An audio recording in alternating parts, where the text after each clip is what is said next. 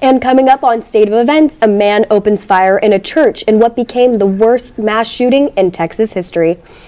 And later on in the show, we'll take a look at how California gas taxes are reaching unprecedented numbers.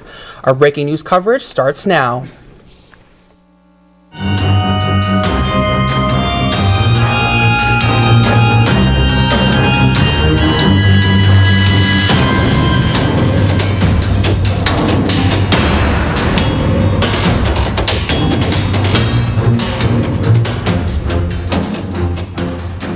And welcome to State of Events. I'm Gabby Gebhardt.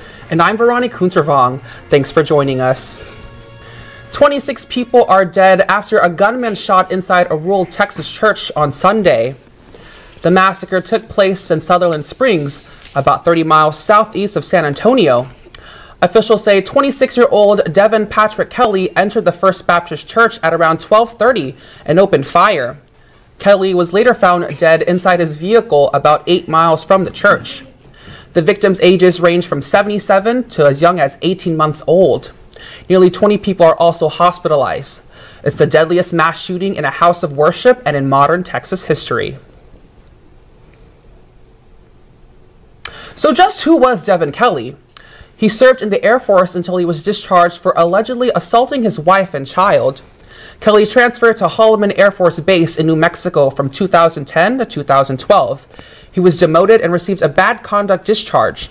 His motive is currently unclear, but he had family connections to the First Baptist Church. His mother-in-law attended the church regularly and received threatening text messages from him. While she wasn't killed in the shooting, Kelly's grandmother-in-law was.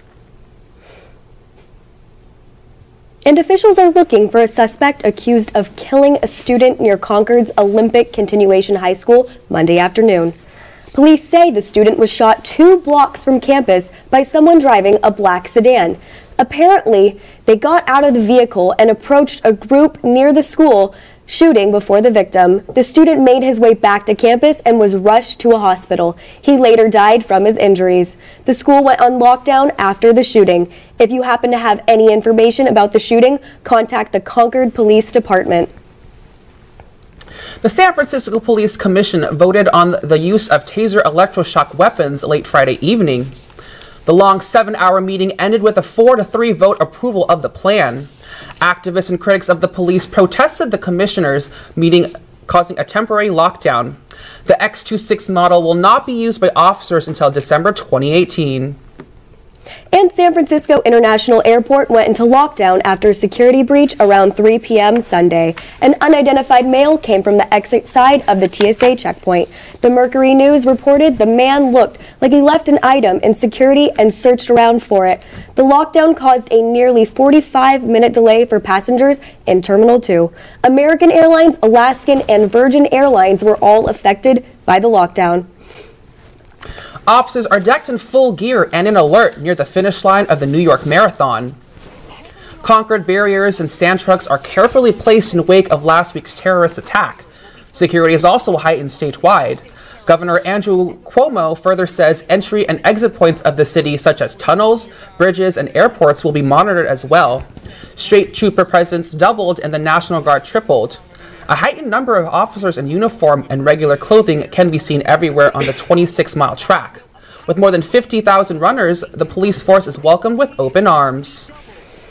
You know, and it's really great to hear that New York is taking these precautions to protect the civilians and the runners and all of that. Especially during these times. Like, we really need to step up with the security, too. So thank you guys for that. Definitely. And, you know, next on State of Events, all eyes are on President Trump as he makes his longest trip overseas to Asia. And a look at the aftermath of the fires in Santa Rosa and how residents are working hard to restore their homes. More breaking news after the break.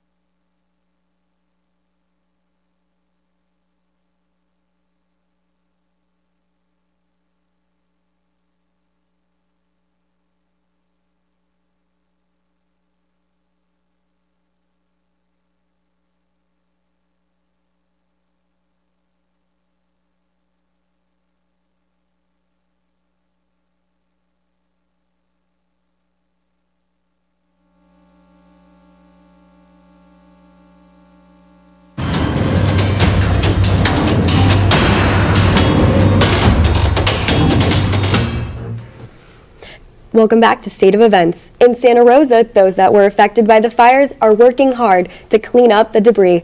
Upcoming rain could complicate the rebuilding process. Reporter Corinne Rivera has the update.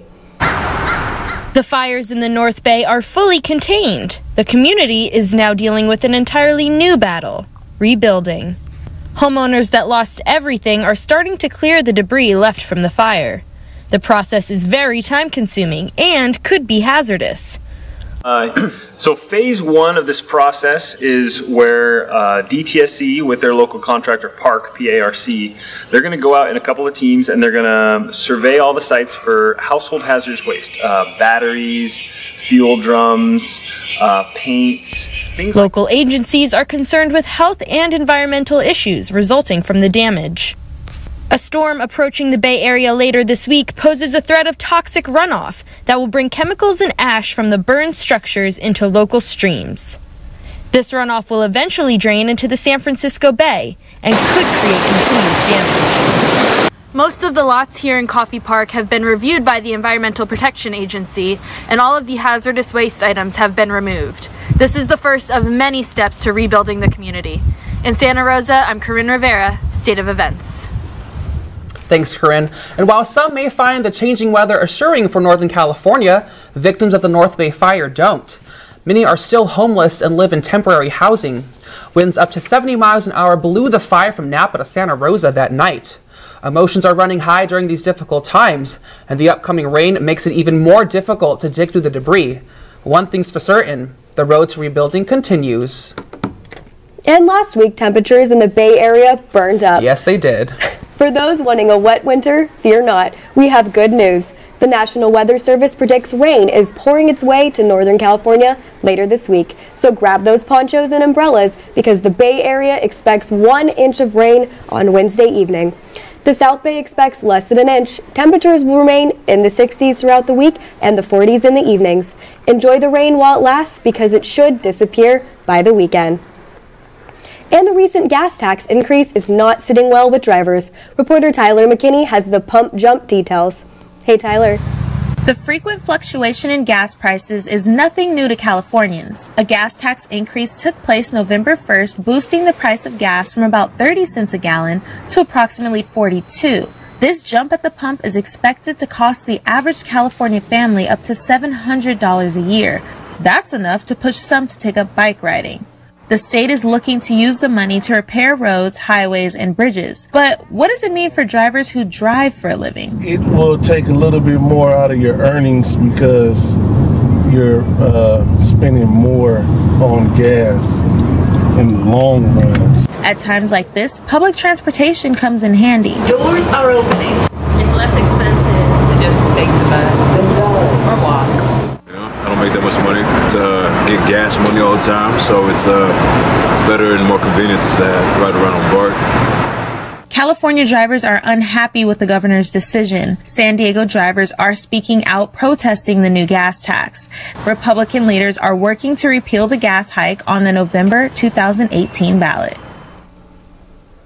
This is the largest gas tax increase in state history. Drivers are very eager to see road and transportation improvements as promised by Governor Jerry Brown. In studio for State of Events, I'm Tyler McKinney. Back to you guys at the desk. Thanks for that, Tyler. And in San Francisco, good news for teachers. You are getting a raise. The San Francisco School District reached a tentative contract agreement with its teachers union Saturday. The deal gives them an 11% raise over the next 3 years. It also offers an increase to a teacher's overall compensation by 16%. Superintendent Vincent Matthews says the raise is a financial strength, but it is doubled. And President Donald Trump sparked excitement on social media Monday. He met with Japanese Prime Minister Shinzo Abe. The two are close allies in determining how to deal with conflict involving North Korea. The two stopped in Spot for lunch and were seen dumping boxes of fish food into a koi pond. At first, Trump and Abe lightly tossed fish food into the pond. Trump, who was grinning from ear to ear, dumped the whole box of his fish food into the pond. Thank you, Mr. President, for fighting our enemies one fish at a time. More like a squad at a time. President Trump will seek to enlist Russian leader President Vladimir Putin during their second face-to-face meeting this week. Trump is on a mission to confront North Korea and hopes Putin will join. He said he expects the sit-down to happen during the Asia-Pacific Leader Summit in Vietnam on Thursday. And coming up on State of Events, get ready to nerd out on movies, comics, and video games with our entertainment roundup. And we'll take a look at the World Series and how one team dodged a championship. Our coverage continues after this. We gotta redo that.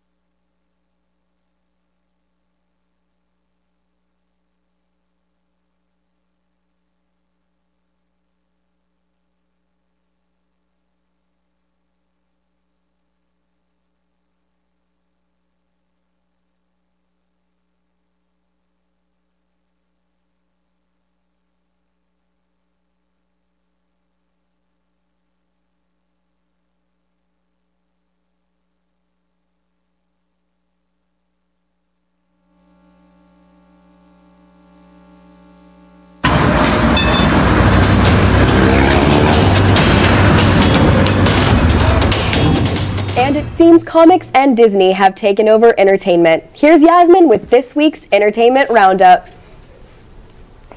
Hey everyone, time for a nerdgasm. If you don't have Hulu, you better leech off someone who does, because Marvel's latest series is premiering on November 21st. Marvel's Runaways is about a diverse group of teens with powers and gadgets who fight against their supervillain parents. There's also a pet velociraptor. Speaking of Marvel, Thor Ragnarok made $121 million over the weekend. Marvel is now the only studio to have 3 movies in the same year open over $100 million. We'll see if DC can beat it with the release of Justice League on November 17th. Also releasing on November 17th is the highly anticipated video game Star Wars Battlefront 2 that takes place between Return of the Jedi and The Force Awakens. By the way, the Xbox One X releases today, including 70 enhanced games which will be released this week. In more local news, Aladdin, the hit Broadway musical, has arrived in San Francisco at the Orpheum Theater. Critics are calling it a surprise hit. And finally, the official cast of Disney's live-action The Lion King has been released and almost broke the internet when fans saw Beyoncé as Nala among other adored actors. I'm so excited. For more details, check out our website at sfsustateofevents.com. Back to you at the desk. That cast lineup looks amazing. Thanks, Yaz. Well, the World Series ended with a historic win, but how did San Francisco Giants fans feel about that? How did the Dodgers? Not good. Not good at all. History is always made, mainly when it's your first time winning the World Series. That's exactly what the Houston Astros did by beating LA Dodgers 5-1 in Game 7. The celebration couldn't wait in the locker room, but before Carlos Correa won more than a trophy that night. He proposed to his girlfriend and she said yes. That's right, girl, show off that ring. Congratulations to future Mr. and Mrs. Correa. We talked to Jesus Cabrera, an associate producer at ESPN in LA, who is from the Bay Area, to give us a little sense of what LA feels after losing the World Series. The city of LA needs happiness right now. It's very tough to walk in the streets. I'm not a Dodgers fan, so I don't know the true feeling, but I can see reflected in their faces, in their eyes, the emotions that the World Series left in these fans. After the game ended, the memes started appearing in social media, mainly coming from the San Francisco Giants fans. For example, the knock knock joke, or having the Dodgers bragging about their playoffs, but Giants not caring. Also, Dodgers asking what's the trophy, or better yet, Giants showing off the ring and Dodgers not having one. Also, many people in San Francisco were celebrating the curse of the Dodgers. Here's the ground ball! Oh! It's over! Yeah! Yes! Woo! While in LA, well, yeah, many can imagine. Very pleased to say that my team did make the World Series, but I'm more upset. I'm disappointed that we couldn't bring the championship back to LA. It's been close to 30 years, and I was born in '92, so I was trying to see my team win a World Series for the first time, and this is as far as I've ever seen them go. They went to Game 7, and very proud of that, but at the same time, it's disappointing. It's just sad to see them lose the way they went out, but they showed a lot of resiliency during the season, and we just came up a game short. Hats off to Houston. Congratulations to Houston Astros for winning the World Series and your first trophy. I'm Lucia Cabrera, State of Events. Well, congrats, Astros, and better luck next year, Dodgers. Museum lovers rejoice. The San Francisco De Young Museum is free today. Tickets for the exhibition are normally $15, but the fee is waived on the first Tuesday of every month. Another plus, you do not have to be a local resident to get into the museum free. And also, it's located in Golden Gate Park. Free, huh? Free is good. Have you been there before? I have, and it's definitely fun. You can look at some art, and you can grab a drink at the cafe, hang out, go with your friends, definitely. Yeah, we should all go next time. We'll take your boyfriend along, too. We shall. Well, thank you for tuning in to State of Events. We'll see you next time. I'm Veronica Kunzervong. And I'm Gabby Gebhardt. Have a great day.